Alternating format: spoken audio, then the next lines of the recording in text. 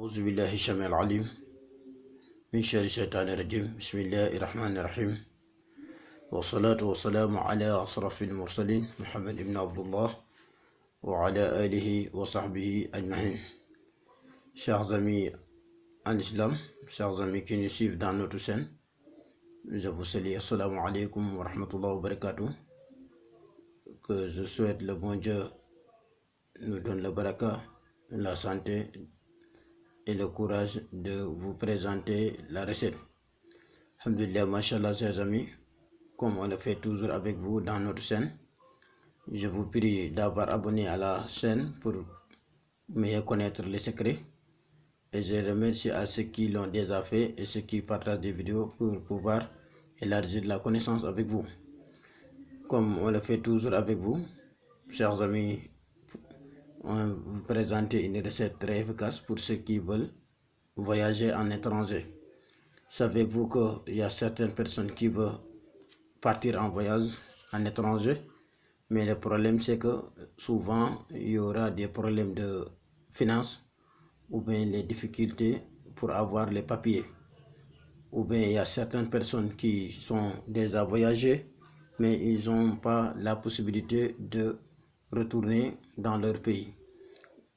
Peu importe les raisons, mais ils n'ont pas la possibilité de revenir. Chers amis, pour ceux qui vivent ces difficultés, voilà une recette très efficace pour pouvoir voyager ou retourner dans votre voyage. C'est un secret très efficace, très efficace même. Si vous le faites dans cette année, Inch'Allah Rabbi, l'année ne va pas finir. L'année ne va pas jamais finir pour que sans vous voyager, jamais, plus grand jamais. Si vous utilisez ces recettes dans cette année, vous voyagerez dans cette même année. Donc pour utiliser ces recettes, je vais vous expliquer en français d'abord, avant de partir en wolof. Donc vous écrivez la phrase Subhanallazi asra bi habdi laylan min al-masjid al-haram. Vous continuez la phrase jusqu'à Bashir, donc jusqu'à Sami'u al-Bashir. Donc c'est une phrase, on a écrit même, c'est très clair même, vous l'écrivez jusqu'à ici. Donc vous écrivez ça 7 fois. Pour ceux qui peuvent écrire, vous pouvez le faire. Ceux qui ne peuvent pas faire aussi, vous pouvez nous joindre sur notre numéro. Inch'Allah, on va essayer de trouver une solution pour vous. Donc après avoir écrit ça 7 fois, vous continuerez Rabbi Unzilni, vous continuez la phrase jusqu'à Khairun Munzilina. Donc vous continuez la phrase jusqu'à ça. Khairun Munzilina, vous écrivez 7 fois. Après avoir écrit 7 fois encore, vous écrivez Suma Sabila Yasuruhu, vous écrivez ça 1111. Donc après avoir écrit tout cela, vous terminez avec le khatim qui est en bas. Donc le khatim est très clair, mais si vous voulez écrire le khatim, vous écrivez comme on a numéroté. Donc on a écrit ici 1, 2, jusqu'à tout est fini. Donc il ne faut pas les ménager. Vous écrivez successivement les numéros 1, 2, 3 jusqu'à la fin. Après avoir fini le khatim, vous fermez Inch'Allah, Allahumma salli ala Sayyidina Muhammadin. Donc vous le mettrez dans l'eau et vous cherchez aussi le parfum qu'on appelle Dunya. C'est ça qu'on a écrit. Et les écorces comme ça là. Les écorces, c'est les écorces de tamarin. Vous le mettrez dans la recette. Inch'Allah, vous le lavez 7 fois.